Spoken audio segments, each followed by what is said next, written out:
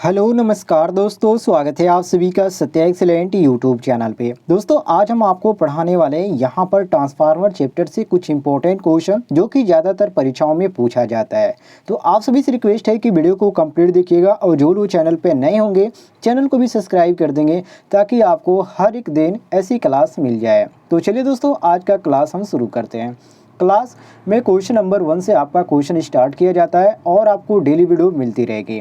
Question number 1 है, एक transformer निम्न में से किस सिद्धांत पर कार्य करता है? सेल्फ इंडक्शन पर या म्यूचुअल इंडक्शन पर या रिलेटिव इंडक्शन पर या कंपैरेटिव इंडक्शन पर? तो दोस्तों आप हमेशा ध्यान रखिएगा, एक जो ट्रांसफार्मर होता है वो आपका म्यूचुअल इंडक्शन सिद्धांत पे कार्य करता है।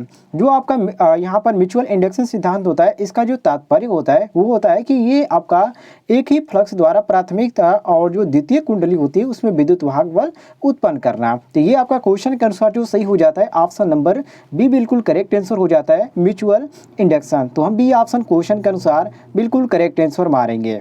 नेक्स्ट क्वेश्चन पे आते हैं, क्वेश्चन नंबर 2 पे कह रहा है क्वेश्चन यहाँ पर, वह मशीन जिसमें ऊर्जा का हस्तांतरण, प्रेरण एवं संचालन अर्थात कंडक्शन दोनों से होता है उसका नाम क्या है? उसका नाम यहाँ पर आपको बताना है। पहला ऑप्शन देंगे 2 कुंडली ट्रांसफार्मर, बी ऑप्शन देंगे ऑटो ट्रांसफार्मर, सी ऑप्शन देंगे त्रिफेजी प्रेरण मोटर, डी ऑप्शन देंगे एक फेजी प्रेरण मोटर। तो दोस्तों यहाँ पर आपका सही हो जाता है ऑप्शन नंबर बी बिल्कुल करेक्ट आंसर, जिसको हम बोलते हैं ऑटो ट्रांसफार्मर। अब दोस्तों थोड़ा सा इसके बारे में आप जान लीजिए। देखिए, वह मशीन जिसमें ऊर्जा का हस्तांतरण, प्रेरण एवं जो चालन होता है जिसको हम कंडक्शन बोलते हैं, ये दोनों से होता है, उसी को हम क्या बोलते हैं? ऑटो ट्रांसफार्मर बोलते हैं। तो यहाँ पर क्वेश्चन के अनुसार जो हमारा सही हो जाता है ऑप्शन नंबर बी बिल्कुल करेक्ट आंसर हो जाता है। आप इसको करेक्ट मारेंगे। आइए आगे बढ़ते हैं क्वेश्चन नंबर 3 पे। क्वेश्चन नंबर 3 है, ट्रांसफार्मर आयल में होना चाहिए उच्च फ्लैश बिंदु या उच्च सयानता या उच्च स्लाइजिंग टेंडेंसीज या इनमें से कोई नहीं है। तो दोस्तों देखिए, जो आपका ट्रांसफार्मर होता है उसमें आपका जो आयल होता है वो आपका उच्च फ्लैश बिंदु होना चाहिए। क्यों? क्योंकि इसमें क्या होती है, सयानता जो होती है कम होती है। तो इसीलिए यहाँ पर क्वेश्चन के अनुसार मारेंगे ऑप्शन नंबर ए बिल्कुल करेक्ट आंसर। तो यहाँ पर हमारा ए ऑप्शन बिल्कुल करेक्ट आंसर हो जाता है। नेक्स्ट क्वेश्चन पे आते हैं, क्वेश्चन नंबर 4 पे। क्वेश्चन नंबर 4 है, एक तारा स्टार स्टार, ध्यान रखिएगा यहाँ पर तारा तारा सबको समझ में नहीं आएगा, लेकिन स्टार डेल्टा आप कहेंगे तो आपको समझ में आएगा। तो यहाँ पर आपसे केवल स्टार स्टार पूछ रहा है, आबद्ध ट्रांसफार्मर में है, मतलब ये किस में आपका ट्रांसफार्मर में होता है स्टार स्टार। तो ध्यान दीजिएगा दोस्तों, देखिए आपका जो स्टार स्टार जो आपका ट्रांसफार्मर होता है उसमें आपका लाइन वोल्टेज जो होती है अंडर रूट कितना होती है? अंडर रूट 3 फेज वोल्टेज का के बराबर होती है। और इसमें जो हमारा मैच कर रहा है ऑप्शन नंबर, यहाँ पर हमारा बी ऑप्शन मैच करा है। तो यहाँ पर क्वेश्चन के अनुसार हम बी ऑप्शन बिल्कुल करेक्ट आंसर मारेंगे। नेक्स्ट क्वेश्चन पे आते हैं, क्वेश्चन नंबर 5 पे। क्वेश्चन नंबर 5 है, वितरण प्रणामित्र में कितनी क्रोड हानियाँ होती है? पूर्ण भार ताम्र हानियों से अधिक या पूर्ण भार ताम्र हानियों के बराबर या पूर्ण भार ताम्र हानियों से कम या पूर्ण भार ताम्र हानियों की तुलना में नगण्य, मतलब इन्फिनेटिव। तो दोस्तों देखिए, जो आपका वितरण ट्रांसफार्मर होता है जिसको हम डिस्ट्रीब्यूशन ट्रांसफार्मर भी बोलते हैं, उसमें क्या होता है, क्रोड हानि जो होती है वो आपका पूर्ण भार और जो ताम्र हानियाँ होती है उससे कम होती है। क्यों? क्योंकि वितरण जो ट्रांसफार्मर होता है उसका जो प्राथमिक कुंडली होती है उसमें 24 घंटे तक वोल्टेज उत्तेजित रहता है। ठीक है, इस चीज़ को ध्यान रखिएगा। और जो निर्धारित वोल्टेज होता है वो हमेशा इसके मिलता रहता है। तो इसलिए यहाँ पर क्वेश्चन के अनुसार हम मारेंगे ऑप्शन नंबर सी बिल्कुल करेक्ट आंसर। सी ऑप्शन हम क्वेश्चन के अनुसार बिल्कुल करेक्ट आंसर मारेंगे। आगे बढ़ते हैं क्वेश्चन नंबर 6 पे।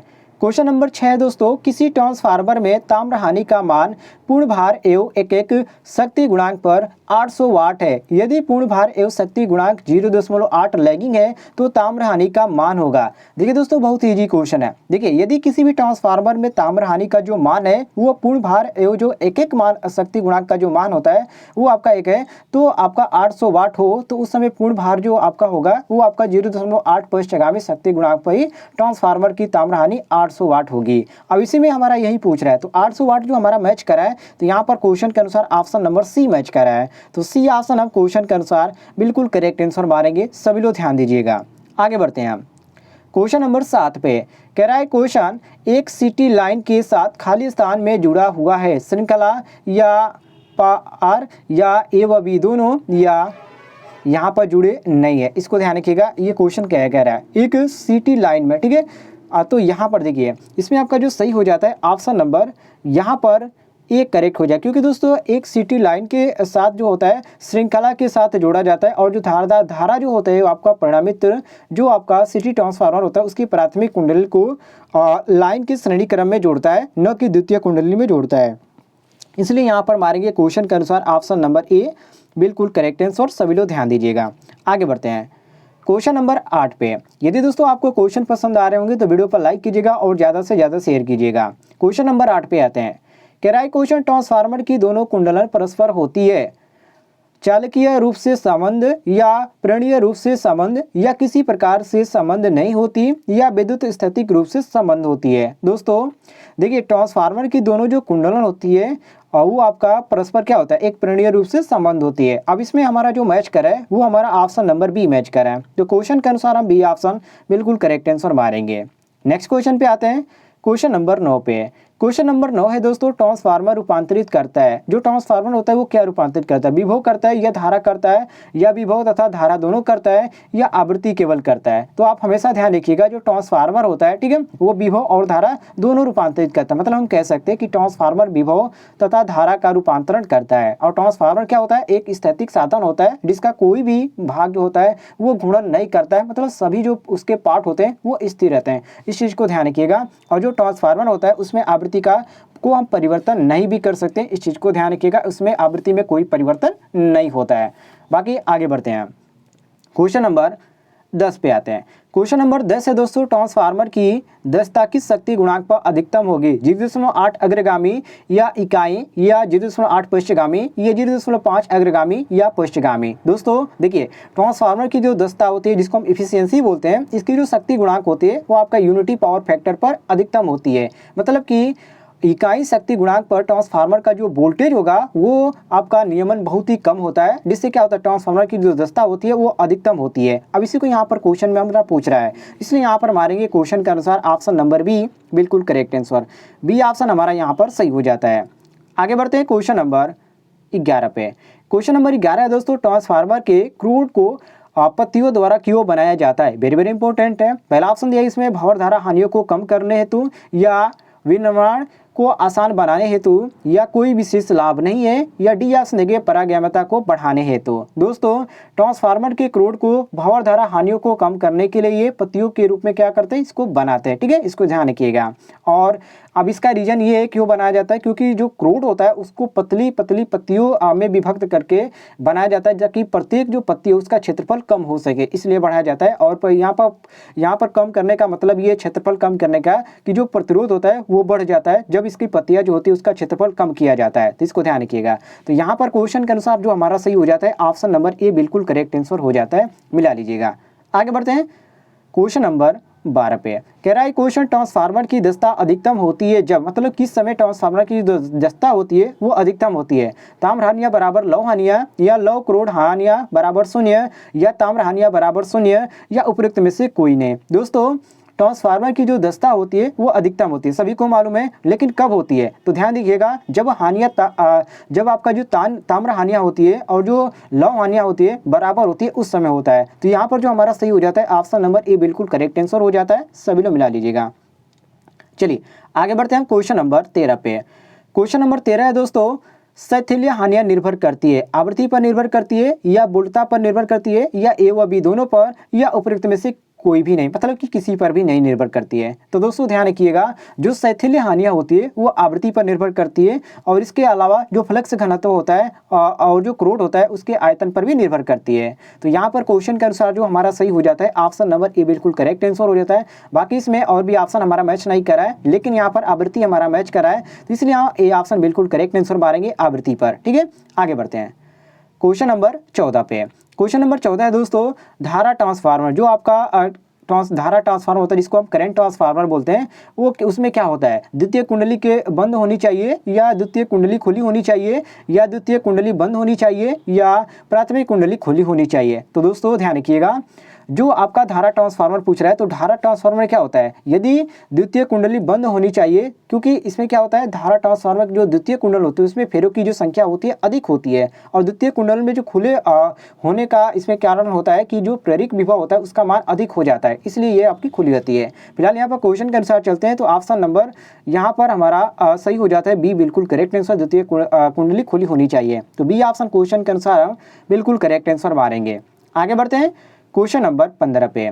क्वेश्चन नंबर 15 है दोस्तों, ट्रांसफार्मर के किस भाग में एक छोटे से बर्तन में सुखाने वाला पदार्थ रखा जाता है, संरक्षक या ब्रीदर या तेल टैंक या वाइंडिंग। दोस्तों ट्रांसफार्मर के ब्रीदर भाग में एक छोटे से बर्तन में सुखाने वाला जो पदार्थ रखा जाता है उसमें क्या होता है, उसमें ब्रीदर में प्रवेश करने वाले जो वायु होते हैं, एयर जो आपका होता है, एयर के या नमी हम कह सकते हैं, उसको अवशोषण करता है। और ये जो होता है आपका नमी युक्त ट्रांसफार्मर तेल होता है, जिसके संपर्क में आ गया तो तेल का जो पराविद्युत सामर्थ्य होता है, जो आपका डाइलेक्ट्रिक जो आपका कांस्टेंट बोला जाता है, वो घट जाएगा, जिससे ट्रांसफार्मर में क्या होगा, दोष अर्थात दोष मतलब हम क्या करते हैं, फॉल्ट कर सकते हैं, या उसमें चिंगारी या बहुत सारी यहाँ पर कारण हो जाता है इसके यहाँ पर प्रवेश करने से। तो इसी को यहाँ पर क्वेश्चन में पूछ रहा है हमारा, तो यहाँ पर हमारा सही हो जाता है ऑप्शन नंबर बी बिल्कुल करेक्ट आंसर, क्वेश्चन के अनुसार बी ऑप्शन हमारा सही हो जाता है। आगे बढ़ते हैं क्वेश्चन नंबर 16 पे। क्वेश्चन नंबर 16 है दोस्तों, किसी ट्रांसफार्मर में वोल्टेज नियंत्रण ऋणात्मक होता है, प्रेरक भार के लिए या संधारित्र भार के लिए या प्रतिरोध भार के लिए या कोई भार नहीं है। दोस्तों देखिए, किसी भी ट्रांसफार्मर की हम बात करते हैं, किसी भी ट्रांसफार्मर में संधारित्र लोड के लिए वोल्टेज नियंत्रण ऋणात्मक होता है, क्योंकि जो अग्रगामी शक्ति गुणांक होता है उस पर ये वोल्टेज क्या करता है, विनियमन का करता है। और ये विनियमन का सूत्र मैंने आपको पिछली वीडियो में बताया था, उसको भी ध्यान रखिएगा। तो यहाँ पर क्वेश्चन के अनुसार जो हमारा सही हो जाता है ऑप्शन नंबर बी बिल्कुल करेक्ट आंसर हो जाता है। दोस्तों जितने भी फर्स्ट ईयर के स्टूडेंट हैं, जो लोग पिछली वीडियो नहीं देखे, मैंने प्लेलिस्ट बना दिया है, आप चैनल पे जाके प्लेलिस्ट देख लीजिएगा। और जो लोग चैनल पर नए होंगे, नीचे आपको एक रेड कलर का बटन दिख रहा होगा सब्सक्राइब वाला, उसको दबाकर बगल में घंटी वाला आइकन को दबाकर और नोटिफिकेशन पे क्लिक कीजिएगा, आपको हर एक वीडियो की जानकारी मिलती रहेगी। चलिए क्वेश्चन नंबर आते हैं हम 17 पे। क्वेश्चन नंबर 17 है कि किसी ट्रांसफार्मर में न्यूनतम वोल्टेज विनियमन जो होता है कब होता है, भार का शक्ति गुणांक खाली स्थान हो उस समय, तो अग्रगामी होगा या पश्चिगामी होगा या इकाई होगा या आपका 0.8 होगा। दोस्तों ध्यान रखिएगा आप, जब ट्रांसफार्मर पर भार जो आपका शुद्ध संधारित होता है, तो उस समय भार धारा जो होता है वो आपका वोल्टेज से 90 अंश क्या होता है, अग्रगामी होता है। और इसमें हमसे अग्रगामी पूछ रहा है, मतलब कि ये आपका जो बन जाता है, जिसमें आपका ये आपका भी वोल्टेज हो गया और ये आपका आई धारा हो गया, तो जिसमें आपका ये होता है, ये आपका कितना होता है, 90 अंश होता है, ये भी आपका किस होता है, ये आपका अग्रगामी होता है। तो यहाँ पर इसी को पूछ रहा है, तो यहाँ पर हम क्वेश्चन के अनुसार मारेंगे ऑप्शन नंबर ए बिल्कुल करेक्ट आंसर, अग्रगामी। ठीक है, ये ऑप्शन करेक्ट हो जाएगा। आगे बढ़ते हैं क्वेश्चन नंबर 18 पे। क्वेश्चन नंबर 18 है, निम्नलिखित में से किससे या किस में निर्गत तथा निवेश का अनुपात पूर्ण दिवस दक्षता होता है, केवीए किसी नियत क्षण पर या केडब्ल्यू किसी नियत क्षण पर या केवीएआरएच किसी नियत क्षण पर या केडब्ल्यूएच 24 घंटे के दौरान। दोस्तों देखिए, किलोवाट घंटा मतलब KWH जिसको बोला जाता है किलोवाट घंटा, वो 24 घंटे के दौरान ही निर्गत और जो निवेश का अनुपात होता है उसी को दिवस दक्षता कहते हैं। और इसमें हमारा जो मैच कर रहा है वो हमारा ऑप्शन नंबर डी मैच कर रहा है। तो क्वेश्चन के अनुसार हम डी ऑप्शन बिल्कुल करेक्ट आंसर मारेंगे। आगे बढ़ते हैं क्वेश्चन नंबर 19 पे। कह रहा है क्वेश्चन की एक स्टार ट्रांसफार्मर एक धारा ट्रांसफार्मर द्वारा सुरक्षित किया जाता है, जिसमें खाली स्थान होता है स्टार अपान स्टार संयोजन या डेल्टा अपान डेल्टा संयोजन या स्टार डेल्टा संयोजन या डेल्टा स्टार संयोजन। तो दोस्तों ध्यान रखिएगा आप, एक स्टार ट्रांसफार्मर की जो सुरक्षा है अर्थात जिसको प्रोटेक्शन बोला जाता है, वो डेल्टा धारा ट्रांसफार्मर में ही या के द्वारा किया जाता है। ठीक है, तो यहाँ पर क्वेश्चन के अनुसार हमारा जो सही हो जाता है ऑप्शन नंबर बी बिल्कुल करेक्ट आंसर हो जाता है। बी ऑप्शन हम करेक्ट मारेंगे। आगे बढ़ते हैं क्वेश्चन नंबर 20 पे। कह रहा है क्वेश्चन, उच्चतम रेटिंग का ट्रांसफार्मर निम्नलिखित में से किस अनुप्रयोग में लाया जाता है, वितरण या संचारण या जनन केंद्र या उपकेंद्र। दोस्तों ध्यान रखिएगा, उच्चतम रेटिंग वाले जो ट्रांसफार्मर का जो प्रयोग होता है जनन केंद्र में उसका प्रयोग किया जाता है। और इसमें जो आपका जनन केंद्र दिया गया है ऑप्शन नंबर यहाँ पर हमारा सी दिया गया है। तो क्वेश्चन के अनुसार हम सी ऑप्शन बिल्कुल करेक्ट आंसर मारेंगे। बाकी आप कमेंट में जरूर बताइएगा आपको हर एक क्वेश्चन कैसा लगा। यदि आपको किसी भी क्वेश्चन में कोई भी डाउट होता है तो कमेंट में पूछिएगा, मैं आपको जानकारी दे दूंगा। फिलहाल दोस्तों मिलते हैं नेक्स्ट वीडियो में, तब तक के लिए जय हिंद, वंदे मातरम।